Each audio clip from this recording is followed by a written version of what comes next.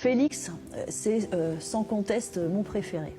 Félix, je l'ai toujours imaginé d'une certaine façon, et le jour où j'ai eu sa photo, je dis mais c'est vraiment comme ça que je le voyais, quoi. Ça peut paraître vraiment étrange, c'est pas un ami imaginaire, mais j'ai des relations amicales et de confiance et de conseils avec lui qui sont très précises, complètement intelligentes, que je suis d'ailleurs. Il était très diplômé, hein, puisqu'en fait, fin 19e, Félix, il avait une licence en droit, il a repris l'entreprise de son père de vente de spiritueux, de vin, de fine champagne, etc. Ça ne marchait pas, il a emprunté beaucoup d'argent à une de ses sœurs, ses deux sœurs étaient mariées à des notaires. Félix, ça l'a rendu très malheureux, hein, mais on sent quelqu'un de très cultivé qui n'était pas fait pour les affaires en fait. On suppose qu'il a mis fin à ses jours, puisqu'on a eu des TCI, de bruit de balles, on a eu beaucoup de choses comme ça, et je n'ai jamais rien retrouvé sur le décès de Félix, bizarrement, alors que j'ai des palanquets d'informations sur le décès d'Alice, par exemple, dans les journaux locaux de l'époque, alors que Félix était un notable. C'était le propriétaire de Fougeray à l'époque, puisque son père était décédé,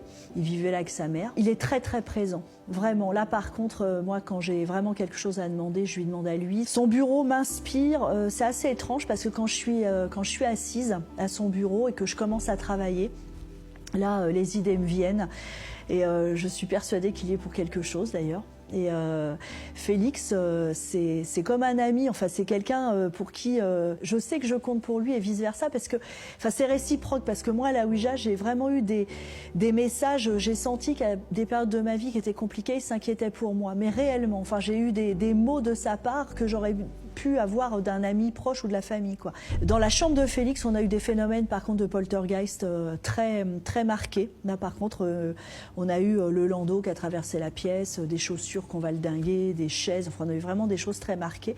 Et dans son bureau, on a eu un lit qui vibre pas mal de fois, on a eu des petits déplacements d'objets aussi avec des petites statuettes, etc. Des toc toc toc dans la porte qui donnent sur le petit couloir aussi.